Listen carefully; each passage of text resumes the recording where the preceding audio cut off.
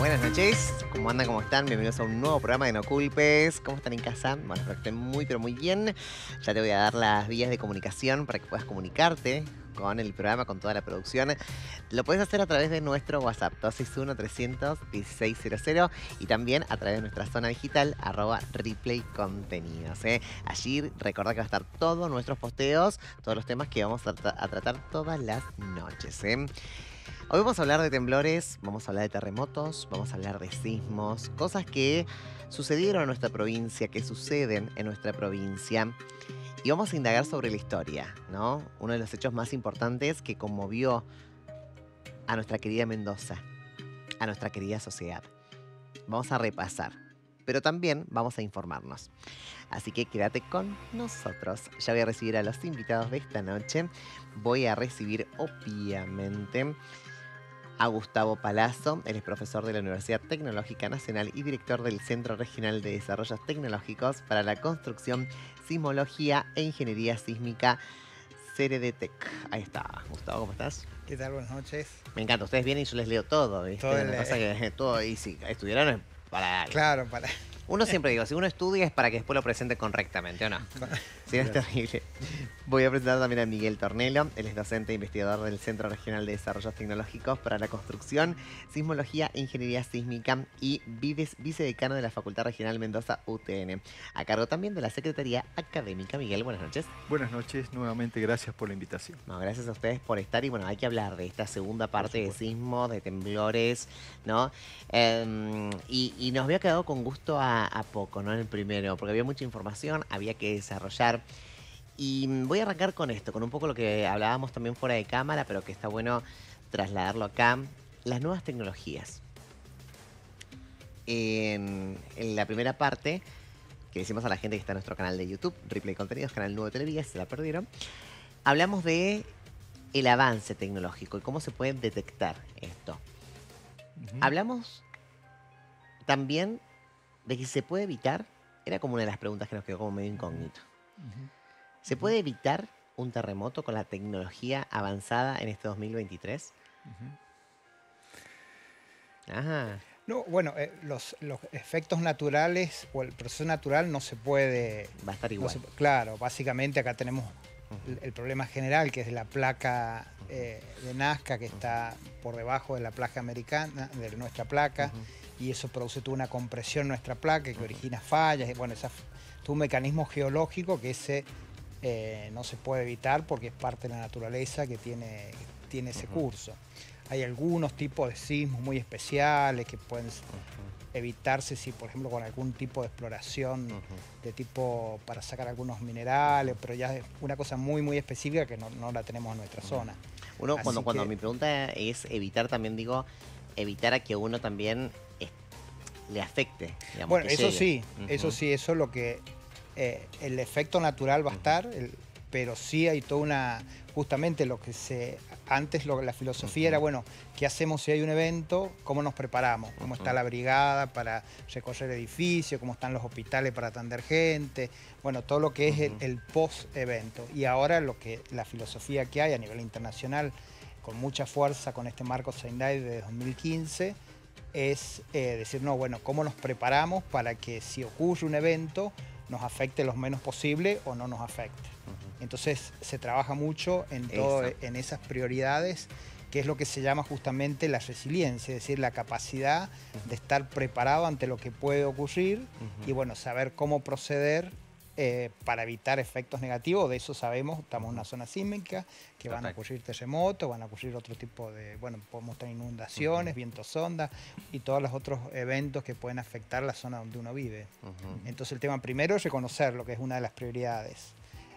Y después es tener políticas públicas para atender hacer frente a esos eventos y tener toda una participación de la comunidad en esas situaciones para que, bueno, entre todos podamos hacer frente a eso antes de que ocurra, que es la idea ahora. Bien, por ahí llegaron las nuevas tecnologías y hablamos un poco en el programa pasado acerca de nos avisa el celular, ¿sí? Nos avisa el internet, nos avisa la aplicación, Pero ¿con cuántos minutos, con cuánto margen? Porque creo que nos avisaba y al toque se sentía el temblor, ¿no? Era segundos. ¿Se puede generar un margen mayor de aviso? Porque digo, ahora Bueno, el que está es muy, digo, todos muy aquellos que pequeño. vivimos en los últimos temblores Exacto. fueron muy, el margen fue muy corto. Pues Sí. te avisaba y sucedía. Sí, ahí yo quería agregar un A ver. concepto para seguramente que la audiencia es muy curiosa en este aspecto, Ujú. que es la clásica pregunta en el sentido de decir, bueno, ¿podemos predecir los terremotos? Ujú. Podemos decir de que a nivel mundial hay una gran cantidad de trabajos de investigación Ujú. que están investigando en esa línea. Lamentablemente, al día de la fecha no podemos dar precisión con exactitud, porque predecir implicaría decir no solamente el lugar, sino también la fecha y la hora. Claro. Eso es bastante difícil. Repito, hay muchos trabajos de investigación relacionados con esa temática, algunas con una emisión de gas en el ambiente, segunda, una coloración del granito, siempre y cuando en la superficie haya granito. Tercero, los huecos sísmicos que se producen. De hecho, ahora en Chile se está hablando que en la zona central de Chile hay un retraso sísmico y puede ser la causa de un futuro terremoto, pero desde ese punto de vista no es sencillo al día de la fecha predecir un terremoto. Por lo tanto, coincido en este caso con Gustavo, que la herramienta que tenemos a mano es estar preparado para ante la ocurrencia de un terremoto. Porque donde evidentemente ocurrió un terremoto, siendo zona sísmica, va a volver a ocurrir. ¿Estamos preparados?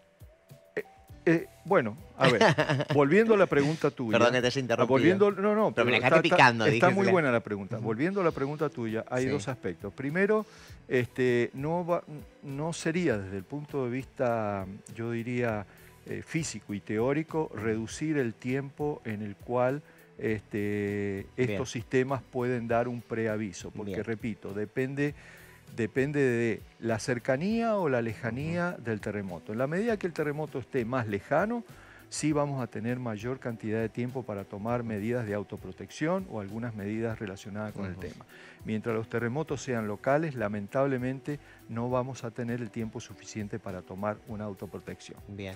Respecto a preparación, bueno, a ver, estamos mucho mejor que años anteriores. Se ha trabajado en un sistema de concientización. Gustavo la vez pasada expresó de que evidentemente hoy se hacen simulacros en escuela, hoy se hacen simulacros en otras instituciones públicas del Estado, lo cual está bien. ¿Nos faltan? Sí, nos faltan algunos aspectos. Por ejemplo, que la parte civil esté organizada. Yo creo que eso nos está faltando. La parte, por ejemplo, hay países sísmicos en el mundo donde la parte civil está organizada por manzanas, donde hay un líder de manzana que es el que maneja la emergencia post-terremoto. La organización de la parte civil nos está faltando. Nos está faltando evaluar algunos edificios que fueron construidos con anterioridad a los códigos modernos.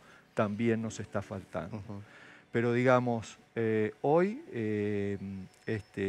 digamos, estamos mucho mejor que hace muchos años atrás, inclusive en relación al terremoto de 1985, que fue un punto de inflexión también en la región.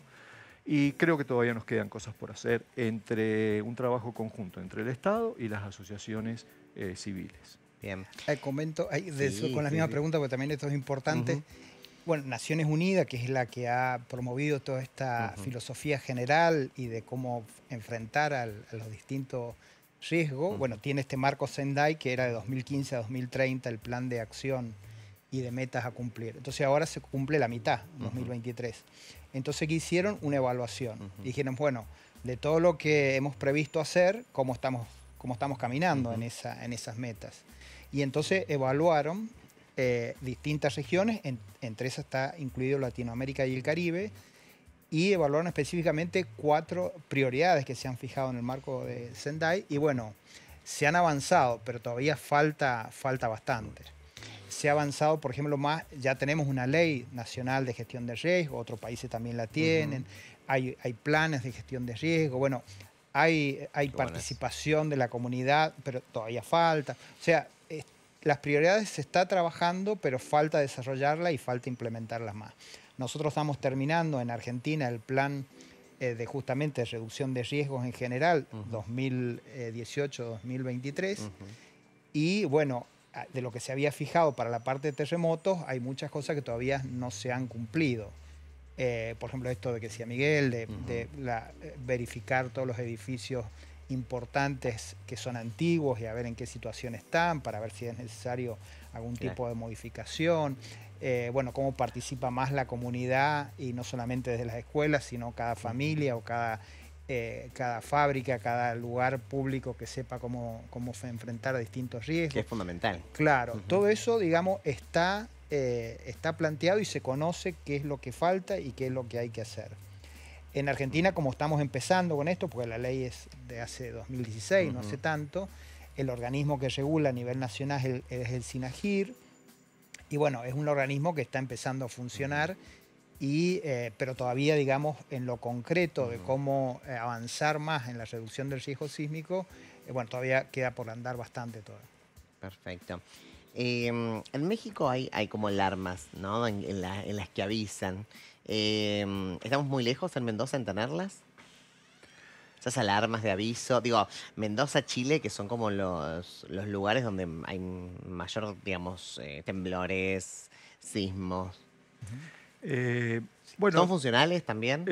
bueno, a ver, entiendo que las alarmas son útiles. Entiendo que para ciertos eventos sísmicos, generalmente, repito, cuando son de distancias medianas o lejanas, pueden ser útiles, aunque las ondas sísmicas que llegan de esos terremotos no son, digamos, muy dañinas para la población en general. Aquellos terremotos que sí son de origen local, fallas locales, en la cual Mendoza está inserta en un sistema de fallamiento geológico local, el tiempo de aviso puede ser muy escaso y desde ese punto de vista podrían no ser efectivas este tipo de alarmas. Bien. Precisamente porque al ser los terremotos cercanos, las alarmas se manejan entre la diferencia entre la llegada de la onda principal y la onda secundaria. Y ese tiempo es muy pequeño. Bien, entre 1985 y 2023, ¿hemos aprendido algo de ese terremoto que nos marcó a los mendocinos? Hemos aprendido, toda vez que ocurre un terremoto, generalmente hay una actualización del sistema de normativa, construcción, de estructura, donde uno hace una adecuación. De cada terremoto se aprende. Hemos aprendido por qué ocurrieron determinadas fallas en determinadas regiones de la ciudad, cuando el terremoto fue más de 25 kilómetros de lo que es el Gran Mendoza. Hemos aprendido que es necesario conocer con antelación problemas de sitio que están localizados en ciertos sectores de la ciudad por problemas exclusivamente geológicos, que es necesario tenerlos presentes al momento de planificar una ciudad, al momento de que la ciudad tenga algún proyecto de crecimiento para un futuro. Hemos aprendido algunas cosas que en general han sido plasmadas en los respectivos reglamentos. Hay un tema, yo agregaría, por ejemplo, se ha ido avanzando en los reglamentos, que son estos documentos que se usan para diseñar construcciones y para controlar que se construya de acuerdo a eso, que lo hace también el control de las municipalidades. Ahora, falta también de la gestión política, porque para, digamos, mejorar que todo esto se lleve a la práctica en todo el marco de la provincia. Veíamos, me recordaba un colega por el problema pasado, de la cantidad de edificaciones que se construyen a nivel privado sin el control municipal, que serían las construcciones clandestinas. Y hay, bueno, está en la página del Ministerio de la Dirección de Estadística, hay en promedio 20% que se ha mantenido a lo largo de los años de construcciones que se hacen o sin un profesional que intervenga en el diseño y en la construcción, o sin los controles municipales. Y eso, bueno, ahí ya no podemos asegurar que realmente respeten todos estos nuevos conocimientos que hemos ido ganando tanto por lo que pasa acá en Mendoza como toda la información que llega de afuera. Cada vez que hay un terremoto afuera, eso repercute también en nuestros reglamentos que se van actualizando. Pero claro, si no seguimos esos reglamentos, y bueno, todas esas construcciones van quedando con un riesgo desconocido, digamos, que no podemos asegurar que tengan todos los beneficios que tiene adaptarse a los nuevos reglamentos. Voy a saludar que ya se incorporó, ¿viste? Me llegó tarde. ¿Qué le pasó? Me había confundido de día. Jorge Ricardo Ponte, él es doctor en Sociología de la Escuela de Altos Estudios en Ciencias Sociales de París y arquitecto. Además, fue investigador del CONICET. Jorge, buenas noches. Buenas noches, ¿qué tal? A mí me gustaría aportar una visión más histórica en la cuestión, en la construcción cultural que tienen los terremotos en Mendoza. Eso le iba a preguntar. Claro, porque no solamente Mendoza ha sido una zona de terremotos, sino que ha generado muchos mitos. Por ejemplo, es muy común que todos los mendocinos expliquen a los turistas que nosotros tenemos una ciudad con plazas equidistantes de la Plaza Independencia, que esto es por los terremotos. Es decir, todo lo atribuimos al tema de los terremotos, cuando habíamos señalado en el programa anterior que no se sabía por qué eran los terremotos. Claro. Entonces, mal podíamos nosotros estar previendo una ciudad antisísmica, como los mendocinos intentan vender, cuando no se sabía por qué era. A pesar de que vinieron de Chile expertos como Huidobro, que trabajaba con el famoso Savio Domeico, que era un polaco que fue el primer rector de la Universidad de Chile y que era un experto en problemas de terremotos. Es decir, vino gente que se estaba aproximando al tema, ¿no? Entonces, pero a pesar de eso, los mendocinos hemos dado curso libre, sin ningún tipo de fundamentación, por ejemplo, a esta idea de que la nueva ciudad post-terremoto fue trazada previendo los terremotos. Es decir, esta ciudad de 8x8 manzanas, que estaría incluida entre Avenida Colón, Avenida Las Heras, Belgrano y Avenida San Martín. Ahí se delimita un cuadrado de 8x8 manzanas con una plaza central de 4x4 manzanas más 4 plazas periféricas, ¿no es cierto?, que son equidistantes de la central. Entonces, eso da pie para que los mendocinos digamos, ¿no es cierto?, que es un diseño antisísmico, sin saber que es también el mismo diseño de la ciudad de Resistencia y que es el mismo diseño de la ciudad de Formosa, que no son evidentemente ciudades sísmicas. ¿Y esto a qué se debe? ¿A qué? Esto se debe a que en el tiempo que hubo que reconstruir la ciudad de Mendoza, es decir, entre 1863, hubo mucho debate de cómo debía hacerse, dónde debía hacerse. Hubo una ley, inclusive en 1862, que había decidido trasladar la ciudad de Mendoza a lo que conocemos hoy en el barrio de Las Tortugas, que sería en el carril Sarmiento, donde hoy estaría el barrio Covimet, aproximadamente, en Godoy Cruz, entre Godoy Cruz y Maipú. Esa ley de Las Tortugas es una ley de 1862 que no se cumplió nunca. ¿Por qué? Porque a pesar de que había sancionado una ley, la gente no se quiso ir tan lejos.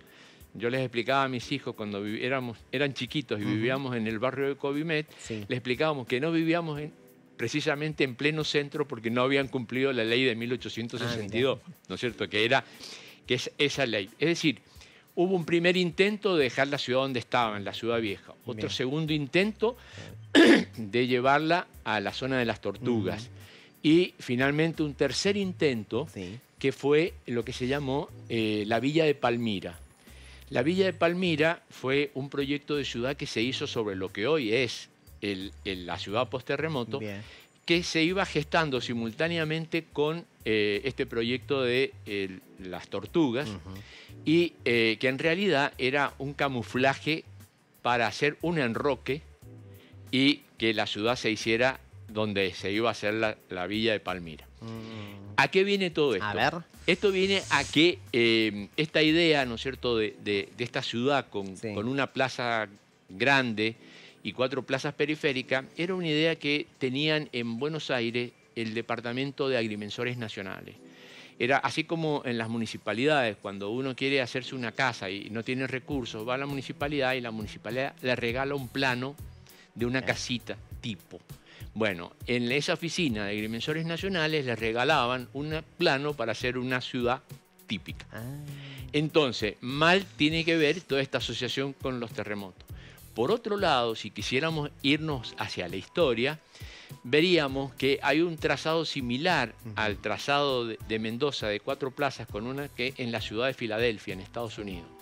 Así que es muy probable también que esa idea de Filadelfia haya venido a través de, cuando no, del propio Sarmiento. Sarmiento fue embajador de Estados Unidos, Argentina en Estados Unidos, y Sarmiento conoció, por supuesto, Filadelfia.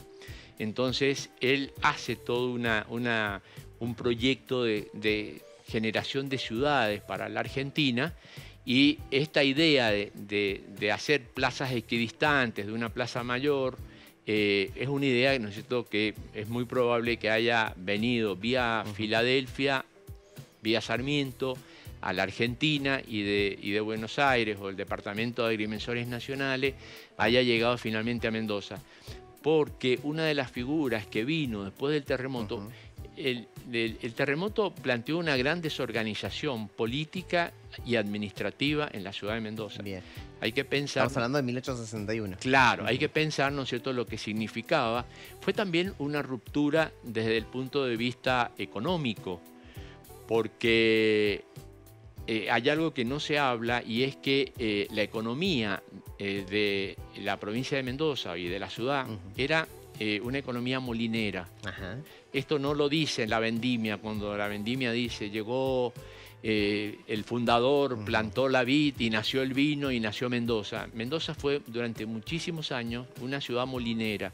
¿Por qué? Porque se aprovechaban los cursos del agua para mover molinos hidráulicos.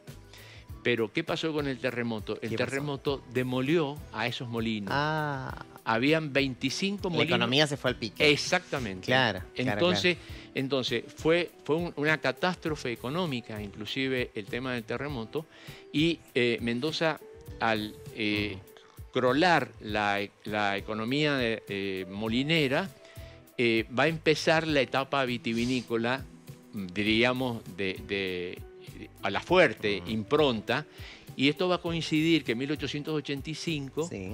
va a llegar el ferrocarril a Mendoza. Bien. Entonces, todos estos años que han pasado entre 1861 y 1885 son los años en que nosotros hablamos de el barrio de la ruina para referirnos a la antigua ciudad de Mendoza. Ahí está, muy bien. Mira cómo te lo Aquí digo contextualiza todo. también con la pregunta anterior de las mejoras, bueno, una mejora importante que tenemos en la provincia es la Agencia de Ordenamiento Territorial, que justamente es la que vela para que en el presente y en el futuro las ciudades crezcan en función también de toda la problemática que tiene la provincia. Y cada municipio tiene también está adaptado a su ordenamiento territorial, entonces las construcciones deben hacerse también de acuerdo al sitio, de acuerdo al ambiente y respetando las particularidades. Entonces ahora sí también tenemos un órgano del Estado que también vela para que no crezca en forma desordenada la ciudad. Eso es como fundamental. ¿Tenemos lugares antisísmicos en nuestra provincia? Porque se quedan mirándome así. ¿Dónde esconderse, decís vos? Digamos, Claro. ¿a dónde ir? Yo digo, ¿deberíamos estar preparados también para eso o no existen? Bueno, Capaz que muy de película mi pregunta, ¿no? También claro. Pero digo, estamos en un territorio totalmente sísmico, con temblores, no hay lugares donde, en el caso que llegue a suceder algo parecido, Dios quiera que no, pero llega a ser algo parecido a 1861, 1985, ¿no? Bueno, la experiencia... Más 1861, ¿no? Claro, la experiencia a nivel mundial es que efectivamente, como dice Jorge, cuando ocurre un terremoto se produce de alguna manera un impacto económico importante y un colapso social importante. Es allí donde juega un papel, yo diría, relevante el estar preparado para recibir ese tipo de... ¿Qué es estar preparado? Generalmente estar preparado es cuando uno ocurre un terremoto, saber de que no va a tener luz, no va a tener teléfono, no va a tener gas y con suerte posiblemente tenga algo de agua. Es un montón. Es decir, estar preparado para afrontar esa dificultad. Estar preparado para decir que nadie va a venir a ayudarnos, por lo menos en las primeras horas del terremoto, cuando el evento es muy grande. Por lo tanto, tiene que haber, de alguna manera, una organización civil, insisto en este aspecto, primero desde el núcleo familiar hasta ir creciendo desde un grupo, yo diría, a nivel de manzana y después a nivel un poco también más macro. Es allí también donde el Estado se ve superado. El Estado se ve superado porque hay muchas atenciones primarias que tiene que asistir. Entonces es sumamente importante que la sociedad civil esté organizada en este aspecto. Pero volviendo a la pregunta original, no tenemos un lugar como si fuera un lugar antibombas, por llamarle asociado a una guerra. Entendemos que los lugares más seguros deben ser discutidos en familia y deben estar dentro del ámbito, cuál es el lugar más seguro dentro de lo que es el barrio y de estar preparado para que autoprotegernos y autosustentarnos por lo menos durante las primeras horas. Sí, Claro, es cierto. Perdón, ahí, bueno, Defensa Civil trabaja mucho esto en el plan familiar, lo mismo cuando lo hacen las escuelas, o hay organismos, el Hospital Central, por ejemplo, hacen también... Bien, hay que darle... claro, para saber qué hacer en el momento que ocurre un evento, porque uno puede estar, no siempre está en la casa. Ay, recién estaba mirando algunas imágenes que tenía la producción, si la podemos ver para ilustrar. Claro, había gente en la oficina, te agarra y no sabes para dónde. Claro. Estaba viendo las imágenes que uno es irse debajo del escritorio, ¿eso está correcto? ¿O debajo de la mesa, en el caso de...? Sí, está recomendado hasta la protección, básicamente no tan abajo que no pueda quedar trabado allí, sino también de protegerse de que cualquier objeto que pueda caer no le afecte a la cabeza, bueno, las partes más vitales. Un detalle importante es que toda la tendencia es que no es que los edificios no se rajen. Es decir, no podemos tener una calidad de construcción, ¿no es cierto?, que no produzca una rajadura durante un temblor o un terremoto, sino que no colapsen. Esta idea es muy importante, ¿no es cierto? Que es decir, hay que tratar de evitar el colapso. Entonces los edificios, ¿no es cierto? Es decir, a veces la gente un poco se asusta porque dice, apareció una grieta en un temblor, etc. Tiene que dar tiempo para que la gente pueda evacuar el edificio, que pueda salir, etc. Siempre hay que pensar que la experiencia mundial con respecto a los terremotos es la situación de caos que se genera.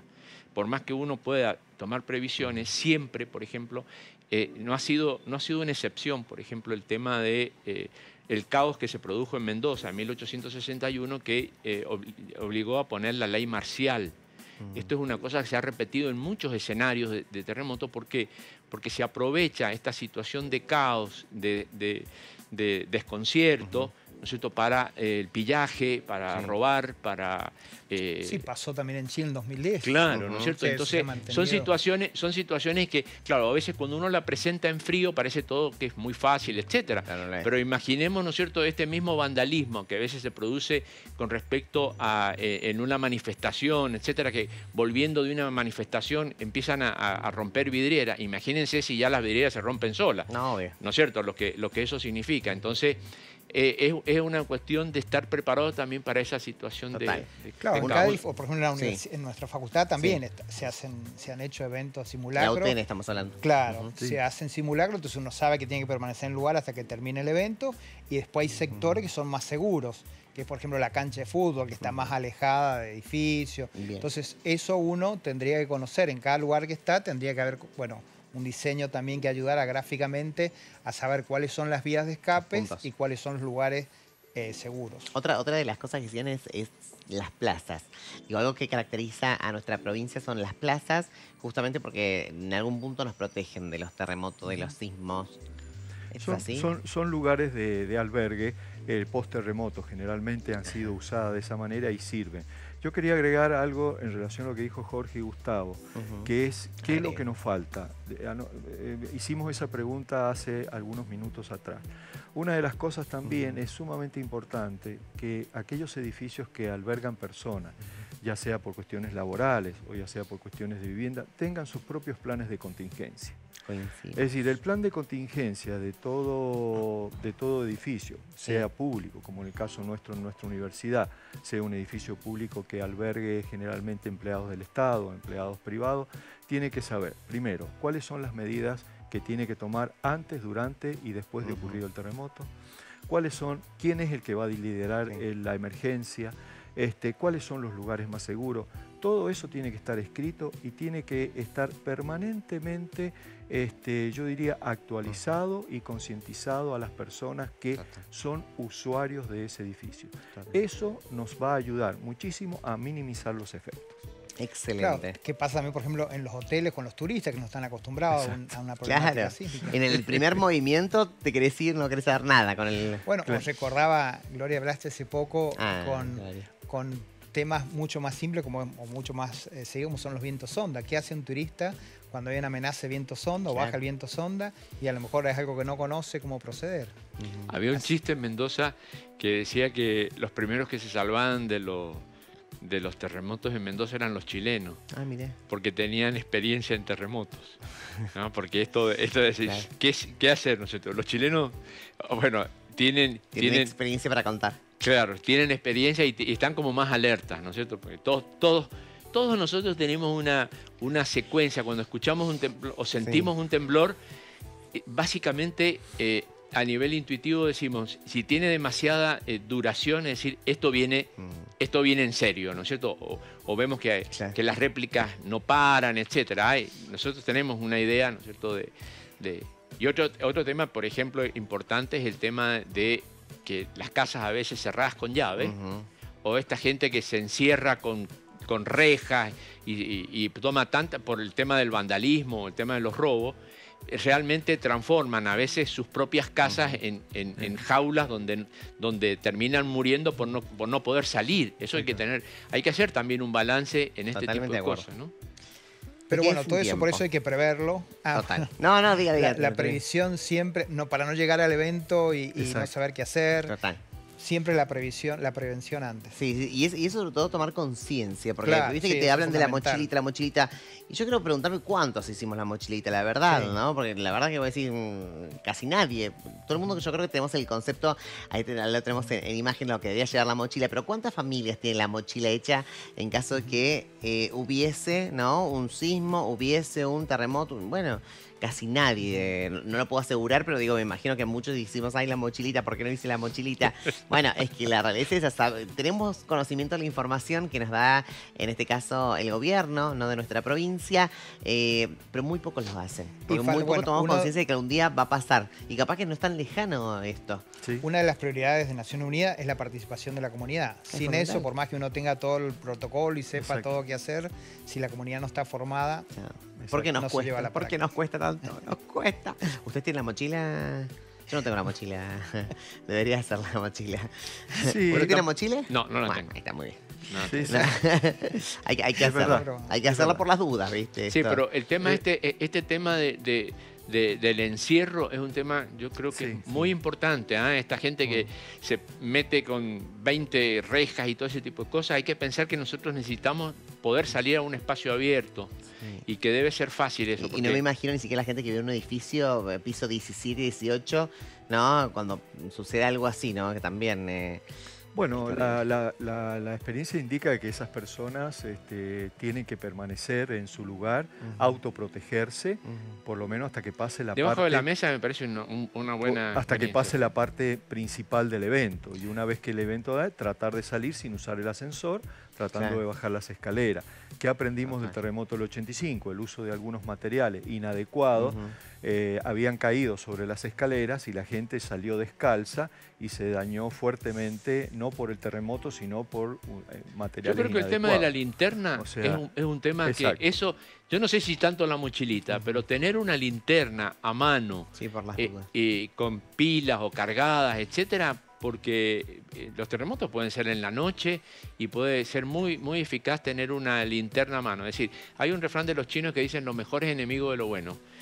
Tal vez el mejor equipamiento previsto así en frío, ¿no es cierto?, respecto de los terremotos, no sea... y lo bueno es tener un celular cargado, tener pilas como para que puedan funcionar, una radio portátil.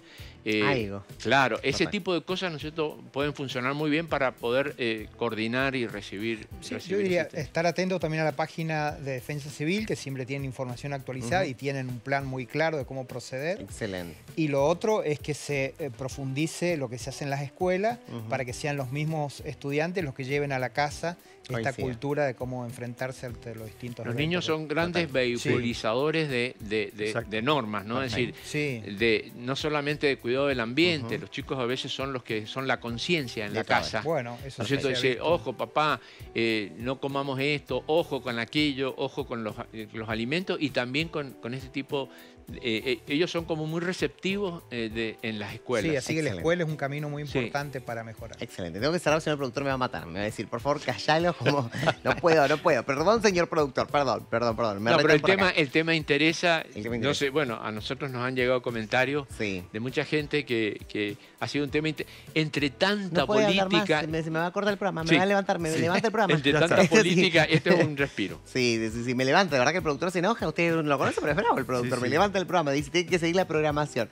Perdón, pero bueno, ya vamos a tener más tiempo para seguir hablando de todo esto. Una tercera parte pedimos, así te lo digo. Gracias a ustedes por estar en casa, gracias por acompañarnos como todas las noches. Y obviamente hay que informarse para poder tomar conciencia de los sucesos sobrenaturales. Chao.